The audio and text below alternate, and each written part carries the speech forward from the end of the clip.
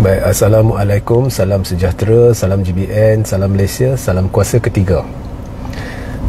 Jadi jika audio jelas, boleh tolong maklumkan kepada saya ya, tempat mana audio dia, macam mana ya, ini membantu saya ya. Jadi hari ini saya ada satu live yang ringkas, menarik, yang saya harap anda boleh tonton sehingga ke akhir siaran ya. Ia berkenaan dengan satu kenyataan yang telah dibuat ya, menerusi video oleh seorang ahli majlis kerja tertinggi UMNO yang kerap itulah buat video tu. Saya rasa anda semua tahu siapalah ya. Dan dia petik dan dia letak di Facebook dia, dan ini dibawa kepada perhatian saya oleh pihak tertentu yang ingin saya ulas, memberi pendapat ya. Okey, so saya akan jelaskan. Nah, ahli majlis kerja tertinggi yang saya maksudkan, yang telah membuat video, kenyataan video tu dalam lebih kurang macam temu ramah ke apa, saya tak tahulah, tapi lebih kurang macam tu. Jadi ahli MKT ini telah berkata bahawa ura-ura kononnya ya, harapan pihak tertentu bahawasanya kerajaan akan tumbang pada Ogos sebab akan berlaku desakan agar Zahid letak jawatan disebabkan prestasi buruk dalam PRN ya. Semuanya tidak berasas, dia kata. Semuanya tidak logik. Sebab apa? Dia kata pihak-pihak yang didakwanya pro Perikatan Nasional, sama ada dalam MKT ke dalam UMNO ke, semuanya kini sudah berpihak kepada Zahid, dia kata. So itu yang dia cuba ketengahkan kepada penonton dia, kepada umum lah. So maknanya dia cuba ketengahkan teori bahawa di dalam UMNO ni semuanya aman, semuanya bersatu, semuanya kukuh ya. Tidak ada lagi puak A, puak B, puak C. Semua yang dahulunya dikatakannya pro Perikatan Nasional kini sudah berpihak kepada Zahid. Dan dia kata pihak-pihak ni dia beri nama sekali, dia beri nama pemimpin-pemimpin dalam UMNO ni yang dahulunya pro Perikatan Nasional. Mereka tidak menang dalam pilihan raya, pilihan parti. Mereka tidak menang, mereka ni kalah, dan akhirnya sekarang ni mereka ni sudah jadi pro Zahid. Okey. So maknanya dia cuba berikan gambaran angan-angan sahajalah jika anda sangkakan bahawa Zahid ni boleh disingkirkan selepas PRN, sekiranya UMNO kena teruk lah. Maknanya harapan pihak tertentu untuk singkirkan Zahid dan untuk tumbangkan kerajaan ni sia-sia. Okey. Baik. Jadi di sini pertama sekali saya nak sebutlah, budak hingusan ni, dia ni bukan ada apa dalam UMNO. Dia ni sebenarnya dibenci di ramai banyak peringkat. Dibenci, saya tahu, di peringkat bahagian, cawangan, malah di peringkat atasan pun. Sebab mulut dia, sebab kuat fitnah. Okey. Dan teori-teori konspirasi yang dilambung-lambung dalam live dia. Dan budak ini, Zahid dulu ni pencaci, dia memang kritik Zahid kau sampai Zahid pecat dia. Kemudian bila dia cuba berbaik-baik semula dengan Zahid bawa dia balik masuk dalam MKT. Lebih-lebih baik lagi pada ketika itu Zahid sedang bermaharajalela. Dan memang lah ni pun bermaharajalela, tapi dulu Zahid hendak berkukuhkan kedudukan dia.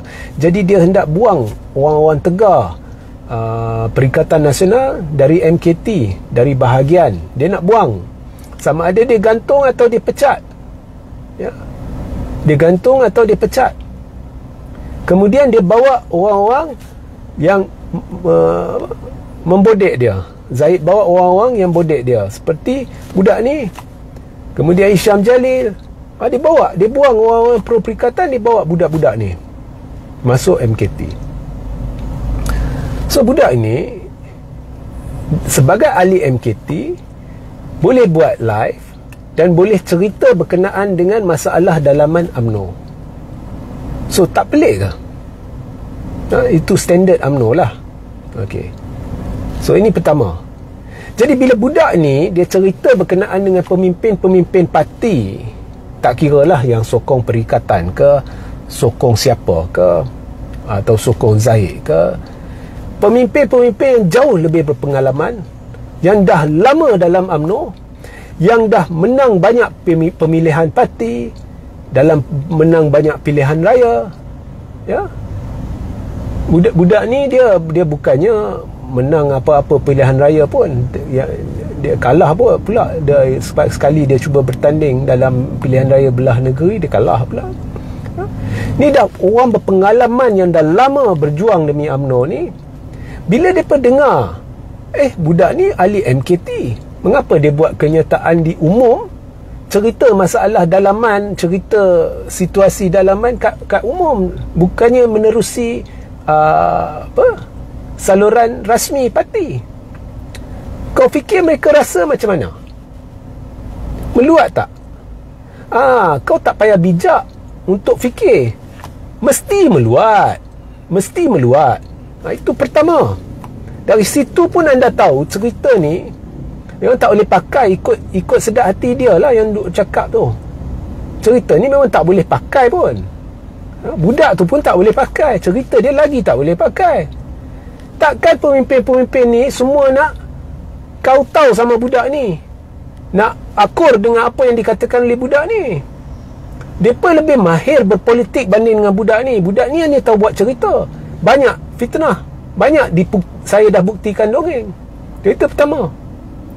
Kedua, kau fikir ahli-ahli UMNO, pemimpin-pemimpin UMNO yang pro perikatan ni, selepas dihina, diperlakukan dengan cara yang jijik oleh Zahid, di mana Zahid seolah-olah mengekang mereka secara paksa, memberitahu sama ada kau jadi baruah aku, kau jadi kaki penjilat aku, atau kau boleh berambus, aku pecat kau, aku gantung kau. Bila mereka diperlakukan begini, kau fikir mereka benar-benar ikhlas menjadi penyokong Zahid tak?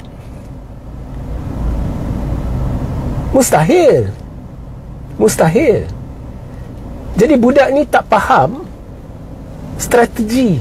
Dia tak faham, atau dia buat-buat tak faham. Ya? Takkan orang yang sudah dihina, dimalukan di depan rakyat dan penyokong akar umbi UMNO, apabila diperlakukan seperti baruah Zahid dalam UMNO, kaki jilat Zahid dalam UMNO, takkan mereka suka Zahid atau mereka sokong Zahid? Mustahil. Hanya kerana orang berdiam bukan bermakna mereka tidak marah. Zahid telah melucutkan hak mereka untuk bersuara dalam UMNO. Malah bukan mereka sahaja, semua ahli. Asalkan bersuara menentang Zahid, kritik Zahid, apa-apa yang Zahid tidak suka, anda akan digantung atau dipecat. Malah ada ahli-ahli parlimen, Zahid telah melucutkan hak berperlembagaan mereka untuk melaksanakan fungsi dan tanggungjawab sebagai ahli parlimen, dengan menidakkan hak mereka untuk menentukan siapa harus jadi PM. Benda tu sebenarnya Zahid tak boleh buat. Akta anti lompat parti pun tak ada benda tu, tapi Zahid buat. Ya. So kau ingat mereka ni walaupun duduk diam sekarang, mereka tidak akan bertindak. Mereka ni dah setuju, akur dengan pemerintahan diktator, pemerintahan kuku besi Zahid? Semestinya tidak. Jadi budak ni, ahli MKT ni yang duk buat live ni, dia nak perbodohkan siapa? Hakikatnya PRN dah makin dekat. Kepimpinan tertinggi UMNO sudah bau bahawa UMNO akan kena belasah teruk. Mereka dah tahu dah.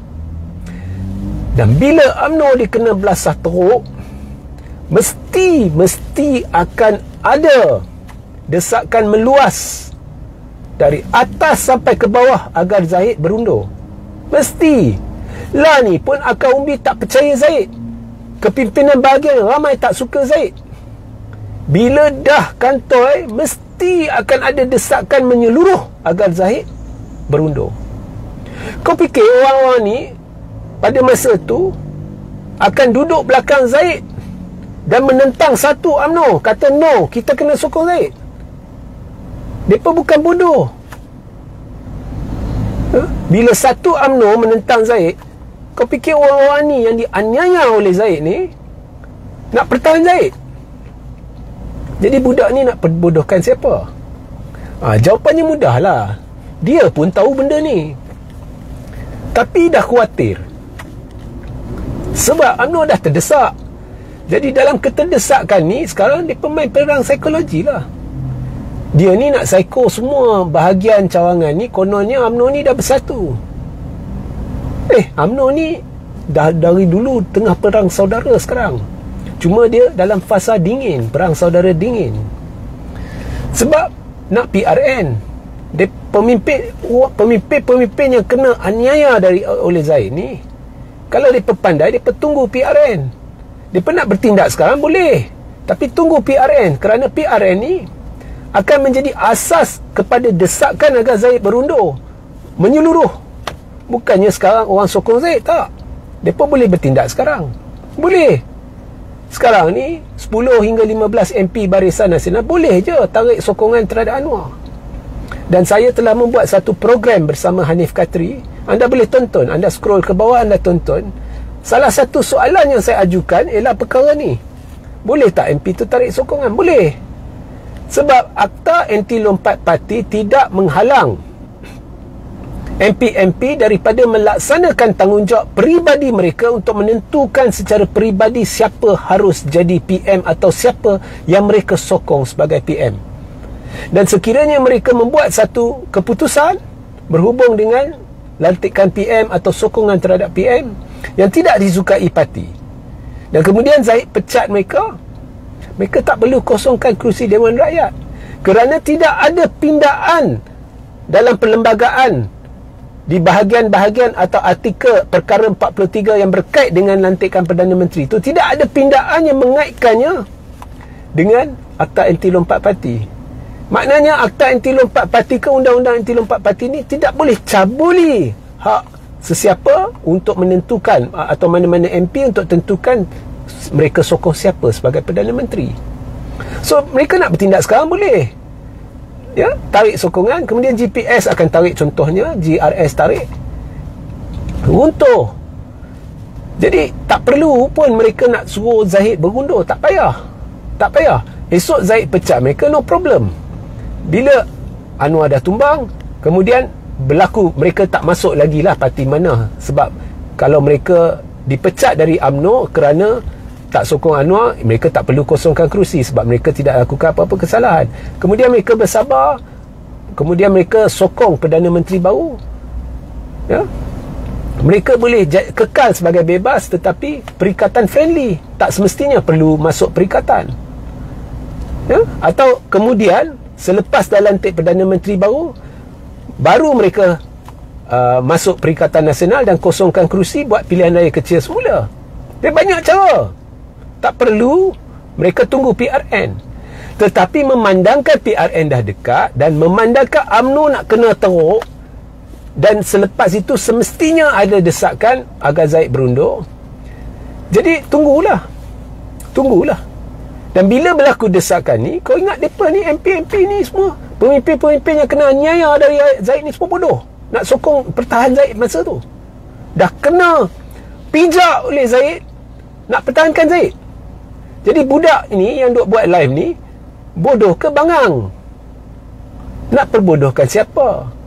Barangkali dia nak cuba perbodohkan diri dia sendiri. Kan jadi lebih elok tunggu PRN. Mana tahu berjaya gugurkan Zahid, kemudian UMNO boleh secara elok, ya, tarik sokongan, kemudian menghala ke pentadbiran yang lebih telus, lebih ikhlas. lebih bertanggungjawab berbanding dengan pentadbiran sekarang yang didirikan atas tipu muslihat Zaid. Kerana terdesak Zaid ni nak jadikan Anwar Perdana Menteri. Sebab Zaid perlu jawatan timbalan Perdana Menteri. Dan tipu muslihat ni dilakukan dengan menidakkan hak demokratik ahli-ahli parlimen untuk memilih siapa harus jadi Perdana Menteri. Ya? So itulah penjelasan saya. Bila saya sebut je, oh, UMNO sudah bersatu, anda pun dengar pun anda tahu ini mengarut ni. There is no such thing. So kita tanya pula lah, anda pergi tanya pula lah budak tu, awak nak perbodohkan siapa? Awak nak perbodohkan rakyat ke? Awak nak perbodohkan ahli UMNO ke? Atau awak cuba perbodohkan diri anda sendiri?